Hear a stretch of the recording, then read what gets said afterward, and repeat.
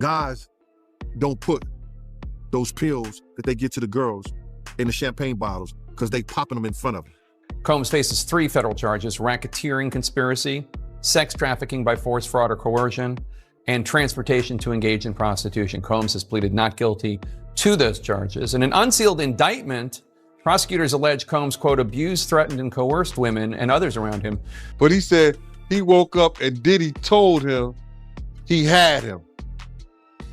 He said he went, he filed a report, but they threw it up under the cops swept it up under the rug and everything like that.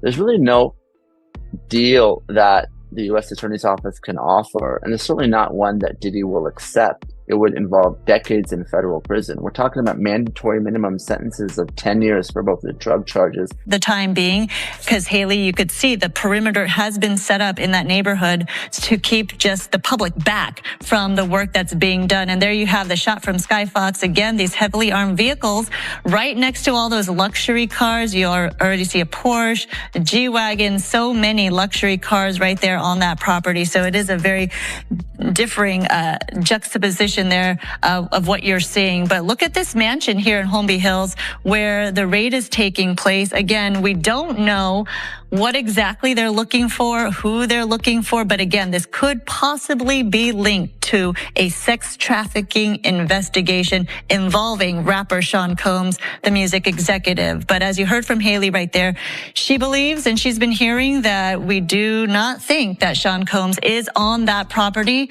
at home right now. He may be in New York as this raid is being conducted. But we do know from our reporting that over the course of the year already, just as early as March this year, there have been several lawsuits filed against Sean Combs.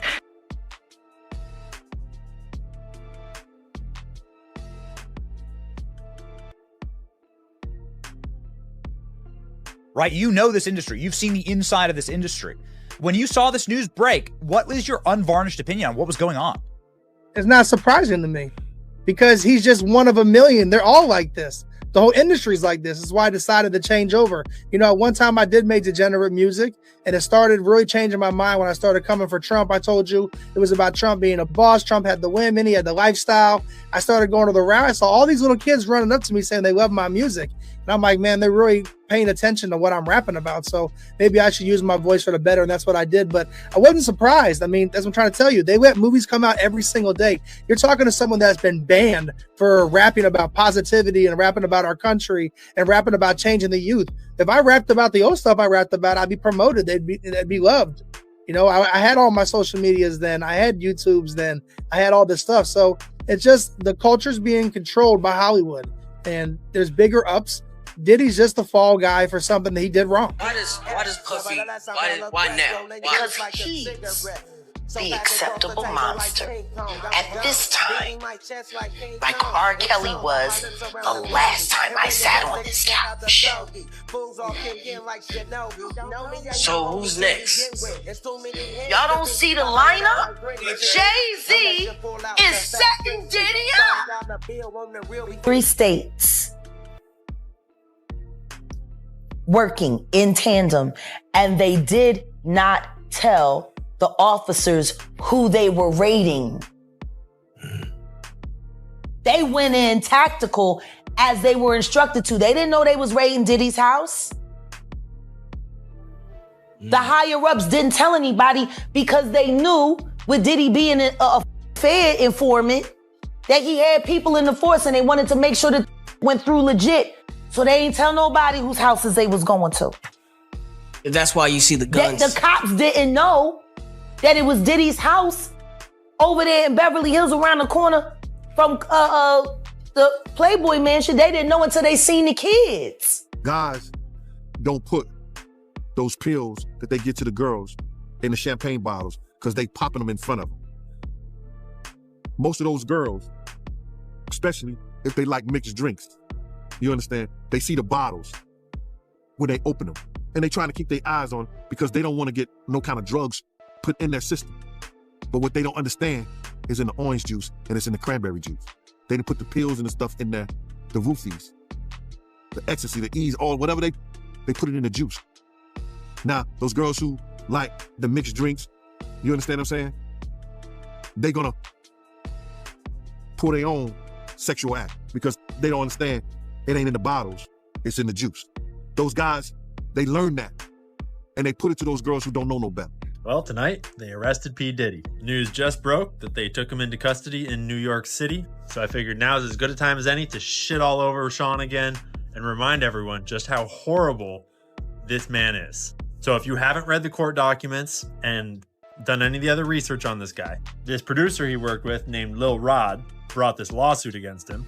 Rodney Jones v. Sean Combs, alleging RICO allegation, which is like organized crime. And he alleged that a member of this RICO organization was none other than the CEO of Universal Music Group, Lucian Grange. Universal Music Group produced 1/3 of the top 100 songs last year, including Taylor Swift. Quote, while living and traveling with Mr. Combs, Mr. Jones discovered that Combs had hidden cameras in every room of his homes. Mr. Jones believed that Mr. Combs had recordings of defendants Lucian Charles Grange, Ethiopia Haber, as well as other celebrities, music label executives, politicians, and athletes. People also expect that others will fall with Diddy. It appears inevitable that at least a few well-known Hollywood figures will be brought down by their affiliation with the rapper, even though those in positions of authority behind the scenes may still escape with their lives. During freak-offs against their will. Combs abused and exploited women and other people for years, and in a variety of ways. As alleged, Combs used force, threats of force, and coercion to cause victims to engage in extended sexual performances, male commercial sex workers, some of whom he transported or caused to be transported over state lines. Combs allegedly planned and controlled the sex performances, which he called freak-offs, and he often electronically recorded them. The freak-offs sometimes lasted days at a time, involved multiple commercial sex workers, and often involved a variety of narcotics, such as ketamine, ecstasy, and GHB, which Combs distributed to the victims to keep them obedient and compliant. As alleged, when Combs didn't get his way, he was violent and subjected victims to physical, emotional, and verbal abuse so that they would participate in the freak-offs, and that Combs hit, kicked, threw objects at, and dragged victims, at times by their hair. On one occasion in March of 2016, that conduct was captured on video and later reported in the media. Specifically, Combs kicked, dragged, and threw a vase at a victim in a Los Angeles hotel. Special agents from HSI executed search warrants at Combs' residences in Miami and Los Angeles. They also executed a warrant for Combs' electronic devices. During those searches, agents seized evidence of the crimes charged in this indictment. They seized firearms and ammunition, including 3 defaced AR-15s and a large capacity drum magazine. They also seized evidence of the freak-offs, electronic devices that contained images and videos of the freak-offs with multiple victims. And they seized cases and cases of the kinds of personal lubricant and baby oil that Combs' staff allegedly used to stock hotel rooms for the freak-offs. More than 1,000 bottles altogether. KY, stop going up. Here are some of the items that we recovered during the searches.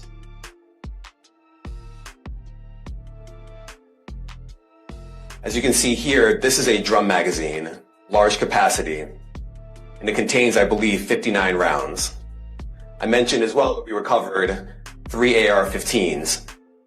You gotta realize, man, he learned from Andre Harrell. He learned from Russell Simmons. He learned from Clyde Davis. You understand? When those people are telling you that they were heavy into the drugs, they was heavy into beating women and doing things at that age, at that crazy stage, that's gonna make him think that he could get away with the same thing that they was getting away with back then. You understand? The things that he was saying, you know, the touchy-feely between 2 men and all that stuff like that, man. All that, he learned that from them dudes. When I told y'all the story, when me and my man went up to Russell Simmons and he had a house and he had a man in bikini drawers in his bedroom, in his bed. You understand? Bruh, this is that.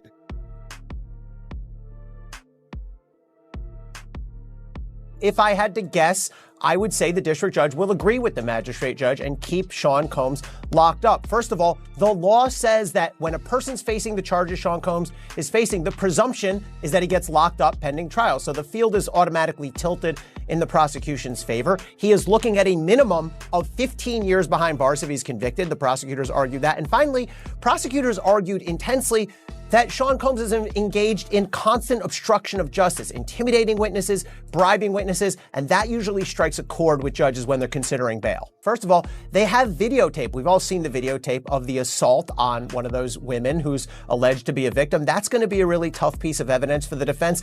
And if you look beyond the indictment, there was a companion document filed today that says that prosecutors have talked to and plan to call dozens of victims and witnesses. So even if the defense can discredit one or two or three, they're going to have to deal with dozens of victims pointing the finger at Sean Combs. Quite effectively, I think.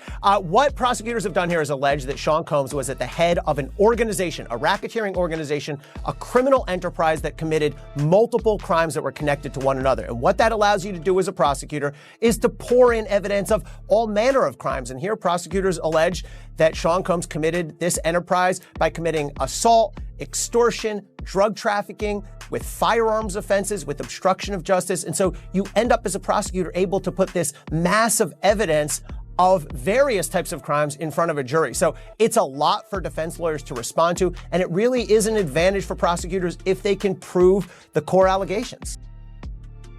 I want my perp walk. I'm feeling like Lil Wayne right now. I feel like I'm getting cheated. I want the perp walk. I want the twisty ties. I want him on the ground. I want people putting his head into the car. I want that. That's what they did to the kids. Yeah, there's never been an image of Diddy in handcuffs. No, we need that. We need that.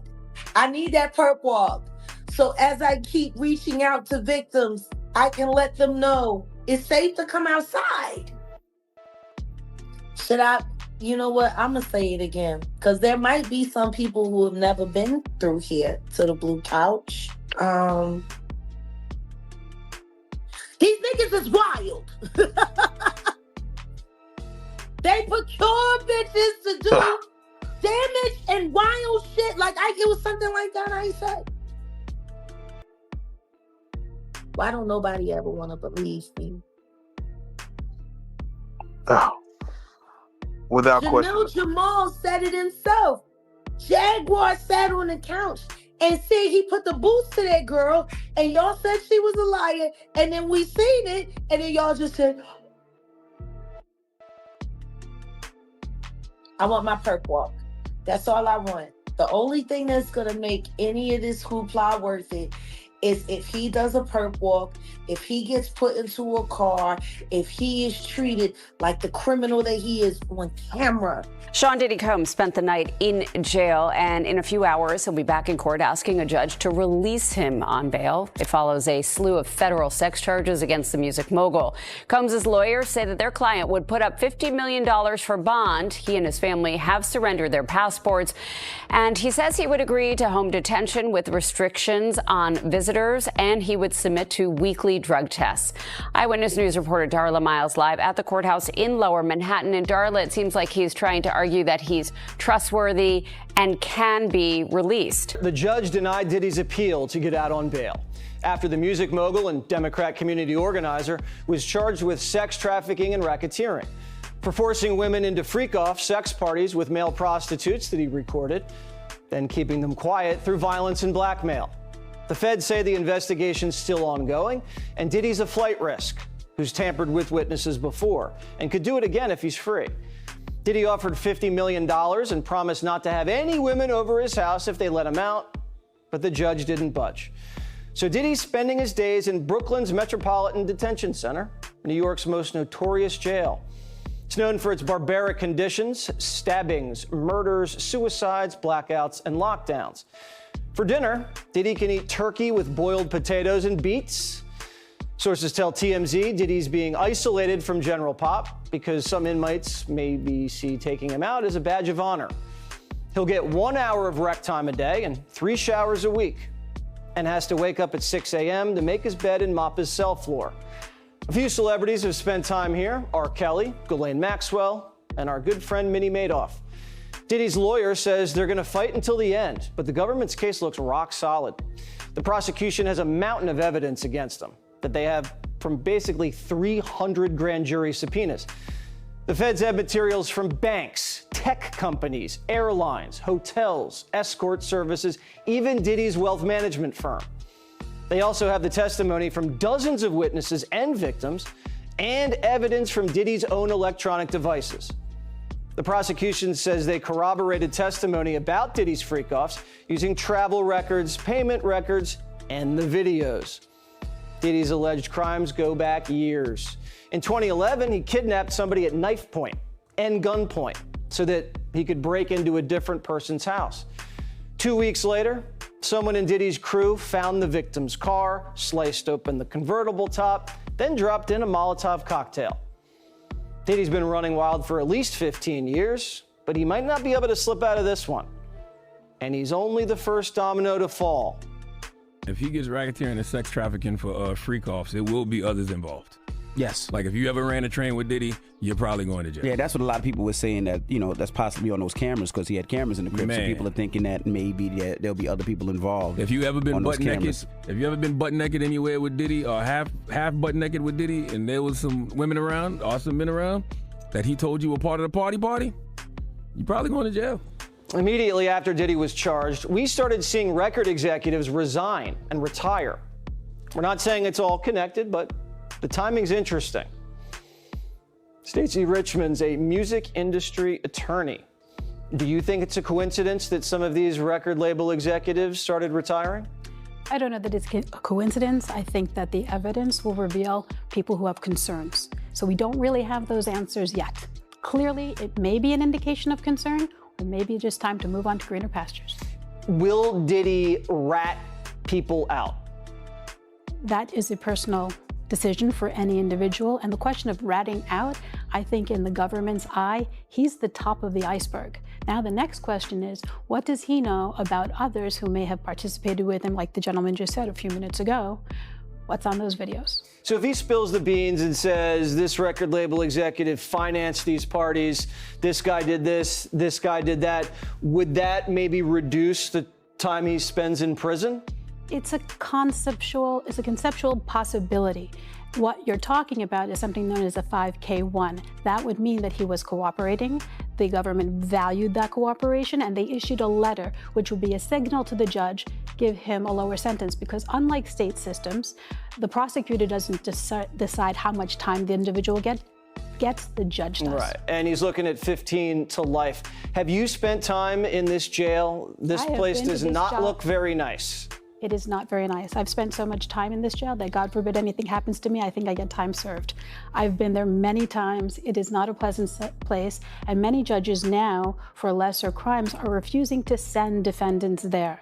And one thing you should be looking out for that was signaled today, the defense team, who are excellent, by the way, they will be making an application, as they started to today, to move him from MDC, the Metropolitan Detention Center where he currently sits, to Essex County Jail. There's another possibility. They could also move him to Valhalla, which also is Westchester County Correctional Facility that also houses federal inmates. You've had very wealthy clients serve time here. Yes. What's that like as a shock to the system to then go from this level to mopping your floor at 6 a.m. and eating turkey? Well, like Icarus, you're flying by the sun, your wings melt, and now you're in a place that to you is an abysmal hell. Years that you've become friendly P. Diddy, and there you are with was P. Diddy, did he ask to be in the photo with you, or was it the other way around? I mean, P. Diddy's a little up his own ass, to be honest. But that was oh, that's great. Now, we were at a college football game, the UCLA. But he is, you know what I mean? I didn't even want to get in the picture. He barely shook my hand. I was about to just give him a left to the chin real quick. But this is LA, isn't it? You just go around meeting people, so I'm just having fun. But P. Diddy was on the bottom of the list of people I wanted to meet, especially after finally meeting him. Only you could say P. Diddy's up his own arse. That's impressive. When I was a 18-year-old kid, just wanting to do nothing other than make my mother proud and make Belize proud and do what all of us want to do, be recognized for our talent and take over the world. I was defending him, and he turned around and called witnesses to testify against me, and he contributed. He pretty much sent me to prison. So that is the context by which you must always describe that relationship. Yes, I forgave, I moved on, but let us not pretend as if I was in Miami for Thanksgiving and Christmas. Well, I saw you spent a birthday with him once. I saw a birthday cake. I went again to do a charity event for impoverished youth in London. So let us not lose sight of what the cold hard facts are. This was not someone who I vacationed with and who he and I enjoyed this great intimate relationship of brotherhood. This is someone who destroyed my life and who I forgave and who I moved on, and for the better interest of Belize, because he was in a position at that time to give scholarships and to maybe invest. I would not deny attempting to bring the investment to Belize and to bring the contributions to education to Belize, but don't distort it as if he and I were bombali. This is someone that destroyed my life, but do I take any joy or any satisfaction with what he is going through? Absolutely not. I am different than maybe other people. No one needs to fail for me to succeed. No one needs to suffer for me. At the height of your professional relationship, or thereafter through the reconciliation, when he was an instrumental part of promoting you through Revolt Media, were you aware of these freak-off events, and were you aware of them? Did you have any participation in them? Oh my goodness, Jules Vasquez. Jules Vasquez. Were you aware of that? Jules Vasquez. Were you aware of the freak-offs? Sir, I had nothing to do with Sean Combs' personal life, no interaction. That level, everything was strictly on a professional level. Document contains descriptions and images of police violence. We turn now to Mississippi, where 6 white former police officers who called themselves the Goon Squad have pleaded guilty to raiding a home and torturing 2 black men earlier this year, after first trying to cover up their actions. Some of the officers face life in prison. On January 24th, court records show the deputies raided a home in Braxton, Mississippi, after a white neighbor of one of the officers called them to complain there were black men staying there. The officer texted the others, quote, "Are y'all available for a mission?" That night, without a warrant, the officers burst into the home, handcuffed, beat, tasered the 2 men, Michael Corey Jenkins and Eddie Terrell Parker. Also sexually abused them with a sex toy with shouting racial slurs. One of the officers put a gun in Jenkins' mouth for a mock execution and pulled the trigger. The bullet lacerated Jenkins' tongue, broke his jaw, exited through his neck.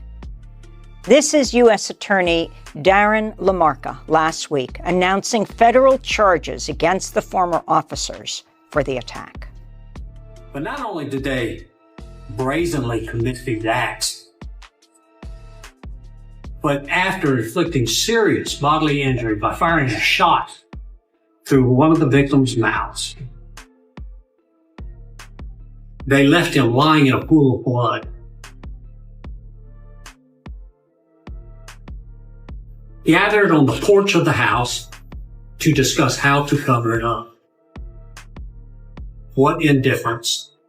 Of his mentors and the people that trained him and taught him the music business.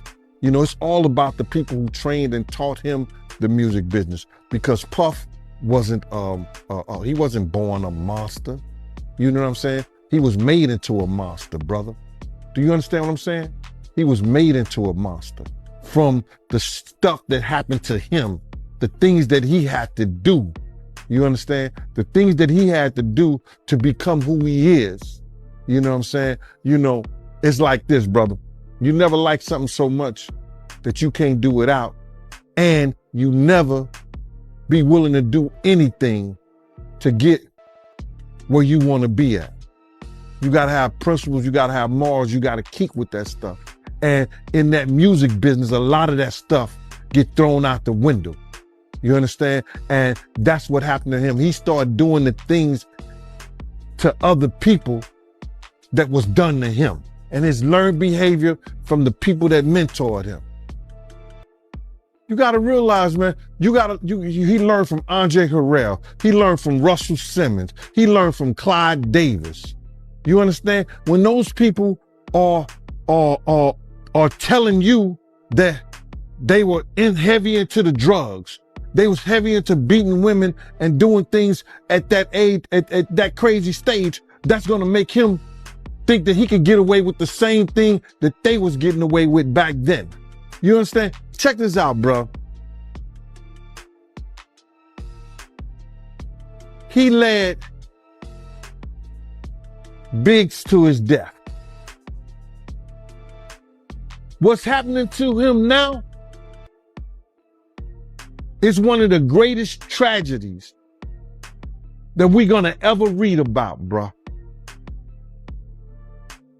This is going to be one of the greatest tragedies that Shakespeare couldn't write in Richard. He couldn't write it in Macbeth. He couldn't write this shit in Romeo and Juliet. This is going to be one of the greatest tragedies of hip hop, along with Pac's death, along with Big's death. And he brought it on himself because he knew that he was wrong, and he knew that he learned something that wasn't right. He no different from right and wrong, bro. You have a way to change. You know when something is right and when something is wrong, and you know if you're wrong, you get help. He didn't choose none of that, bro. He chose to be who he is, and now he gonna learn. It ain't no fun when the rabbit got the gun. Breaking news now. The indictment against Sean Diddy Combs has just been unsealed. Combs is being charged with racketeering conspiracy, alleging he ran an enterprise that he engaged in sex trafficking, forced labor, or kidnapping, arson, and other crimes. He's also charged with sex trafficking by force. I want to bring in ABC's Phil Lippoff, ABC News contributor and SiriusXM radio host Mike Muse, and ABC News legal contributor Brian Buckmeyer for more. Phil, give us the details on this indictment. So we're just looking through it right now. You hit the highlights, but right off the bat, you know, they go through all of his all of the names that, because they have to do that in an indictment. They have to name all the names he's ever gone by. And then they talk about he relied on his employees and resources to influence the multifaceted business and what he would do. They allege that there were, among other crimes, sex trafficking, forced labor, kidnapping. They allege arson, bribery, obstruction of justice. They go on to talk about how he would abuse women. They talk about kicking and punching and dragging and forcing them to have, they talked about highly coordinated sexual acts with male prostitutes. I mean, this is extensive. This seems to be everything that we have heard about in allegations. I haven't been through the entire thing yet. We're all looking through it. But so far, what I can tell just in the first couple of pages is most of the things they are alleging in this indictment we have heard about. And Phil, I'm going to give you a chance to go through. I know I put you on the spot there, literally as we got that indictment now. Brian, walk me through legally. We've heard Diddy deny these charges, these accusations really throughout. Now they're officially charges. His attorney also before the indictment said that he's an imperfect person, but that he's not a criminal, again denying this. So what do you make of the fact that we're now seeing in black and white what the government is trying to charge him with? Yes, so Diana, it makes it a lot more interesting as to how to dissect this case. We have 3 charges. We have a racketeering charge, or what we often hear of as RICO. The second count being, as Phil articulated, what we all thought might be there, the sex trafficking through force, fraud, or coercion, and then, of course, the transportation of prostitution. Now, those are the first initial charges. There could be more coming down the line, depending on how this investigation goes, but this is what we know so far. When it comes to these charges, we're looking at life in prison as a maximum for at least the second count and potentially the first as well. But also when it comes to RICO, how they're describing this enterprise as its way of promoting, enhancing, and protecting the brand, and that sex and sex trafficking was a part of it. We're going to see all the ugly and gruesome parts of bad boy entertainment that surround this alleged abuse in a way that I don't think many of us were prepared for. Ryan, can you talk about the degree to these charges? Because any kind of sexual abuse or sexual assault is bad enough, but it sounds like what they're describing is something that was really premeditated and coordinated. Yeah, so when you're talking about RICO, you're talking about a criminal enterprise, and criminal enterprises can be anything. Oftentimes we associate RICO with like the mafia or things of that nature, money and violence.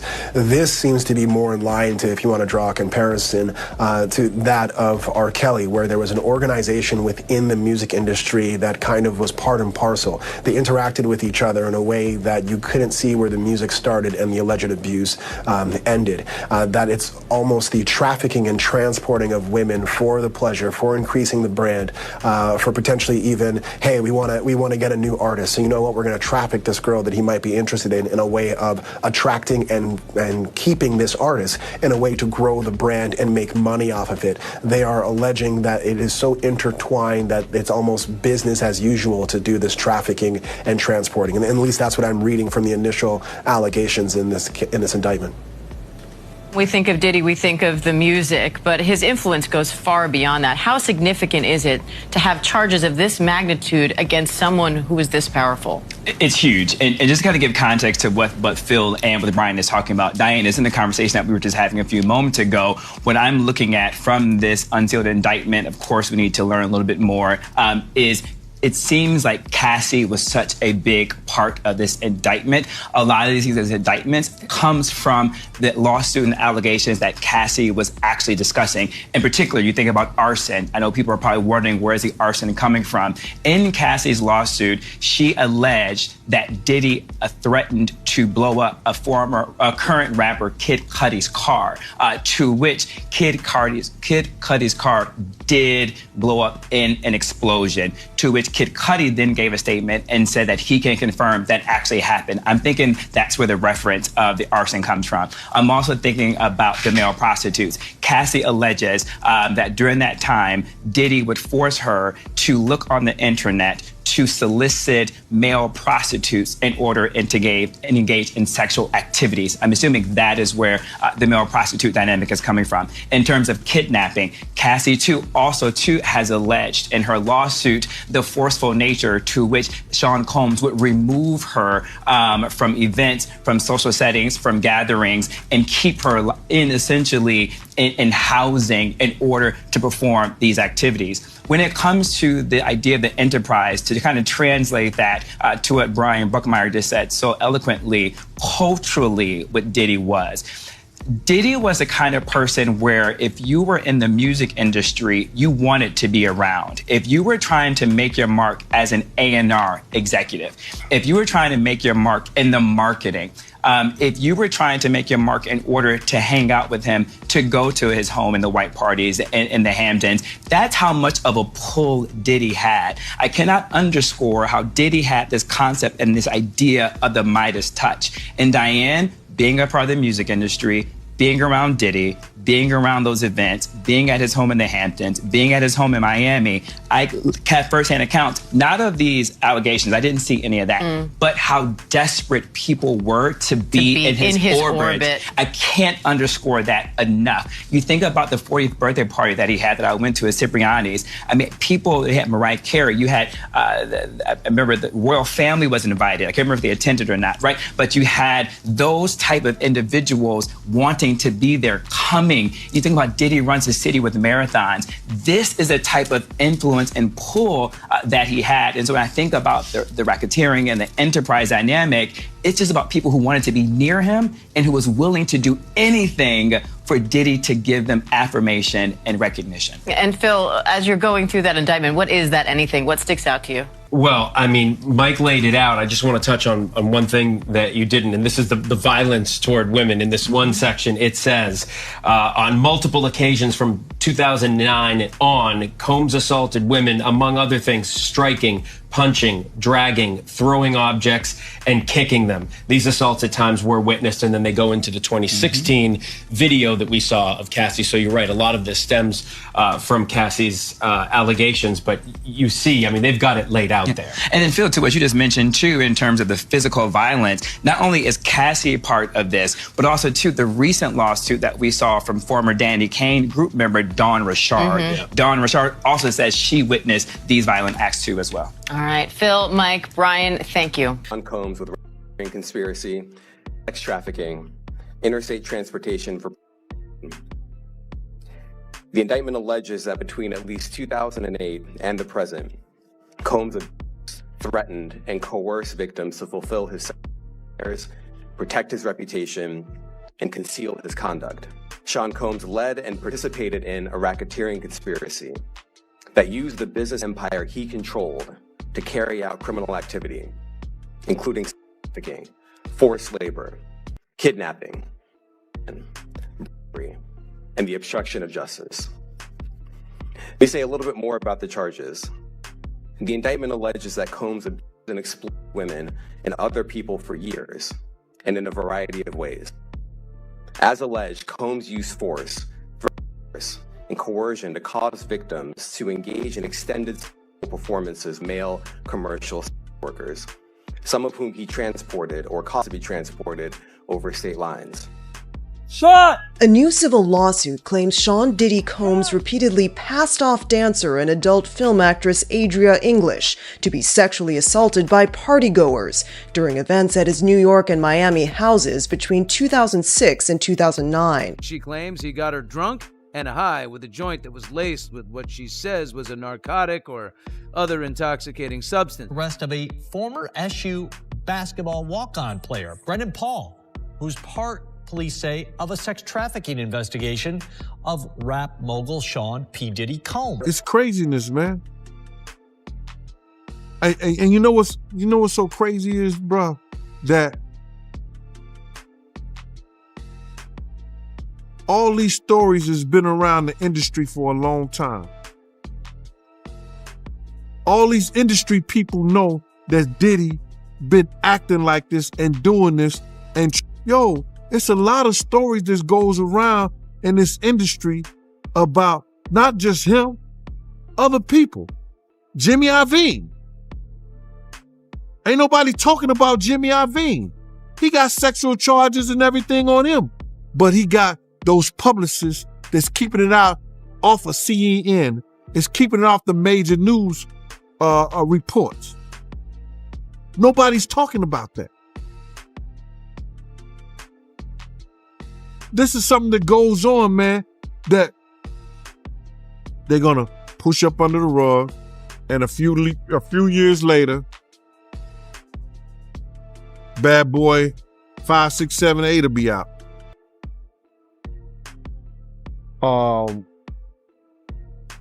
Context.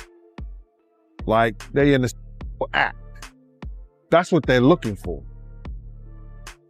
So now they're gonna go through all those devices. If somebody got any kind of weird fetishes that they got little kids or little girls or something like that in any kind of pictures or any kind of photos that they took out of there, man. And you know what's so crazy is, bro, that all these stories has been around the industry for a long time. All these industry people know that Diddy, yo, man, he told me he should have saw this coming with Cassie and the way he treated women when he slapped his mother. And I was like, he did what?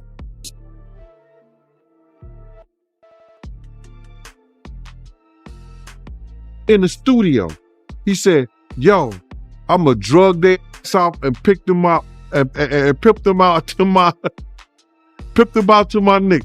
Prosecutors have revealed information on raids that were carried out at Diddy's homes in Miami and Los Angeles in the newly released indictment. Authorities allegedly found drugs and more than 1,000 bottles of baby oil and lubricant at these sites, among other items described as freaky supplies according to the indictment. The nature of these items has raised additional concerns about the activities happening at these sites, further complicating the charges Diddy is facing. As the case progresses, the seized items are likely to be crucial to the prosecution's case. Although the specific claims against the music mogul are yet unknown, Sean Diddy Combs was taken into custody in Manhattan as a result of a grand jury indictment, as Variety reported. This is a noteworthy move in his ongoing legal problems. Sean Diddy Combs has built a business while giving back to the Black community. He is a passionate father and philanthropist. Combs is not perfect, but he is not a criminal, according to his lawyer Mark Agnifilo. In a statement, he voiced disappointment over what he called an unfair legal pursuit by the U.S. Attorney's Office. He stressed that communications has cooperated completely with the investigation and has moved freely to New York in advance of the charges. Agnifilo asked people to hold off on making choices until all the information is known, saying that Combs is eager to clear his name. Damon Williams' attorney for the Southern District of New York also confirmed Combs' arrest, saying federal agents arrested Sean Combs this evening based on a sealed indictment. He added that further information would be available once the indictment is unsealed. This latest arrest adds to a series of ongoing legal issues for Combs. These include federal investigations and several lawsuits, some of which allege SA and misconduct. On September 10th, former Danity Kane member Don Richard filed a lawsuit accusing Combs of verbal and emotional distress. This lawsuit follows a series of other high-profile accusations against Combs, including a November 2023 lawsuit filed by his former girlfriend Cassie Ventura. In that lawsuit, Ventura accused Combs of offending, referencing a 2016 video in which he was seen offending her. The two parties settled just one day after the lawsuit was filed, with Combs publicly apologizing on Instagram, stating, "I make no excuses for what I did in that video. It's disgusting. I've been in therapy and working every day to be a better man since." Ventura's lawsuit. Similar claims had been made by other women in November. Joyful Dickerson Neal sued Combs, saying that he distributed films of retaliation and wrote essays. R&B artist Aaron Hall was accused in a different December lawsuit of having dated a woman and her friends in the early 1990s. Hall has constantly refuted all of these claims, which have added to his legal troubles since March of this year. Homeland Security exams. As part of an investigation into claims of sexual assault, HSI carried out raids on the properties of Combs in Miami and Los Angeles. The searches, which were confirmed by HSE's attorney Aaron Dyer, were denounced as an unnecessary display of force. Dyer claimed that Combs had never been arrested and had fully cooperated with police, characterizing the claims as a part of a witch hunt. He reaffirmed Combs' innocence and his ongoing attempts to clear his name in both public and legal settings.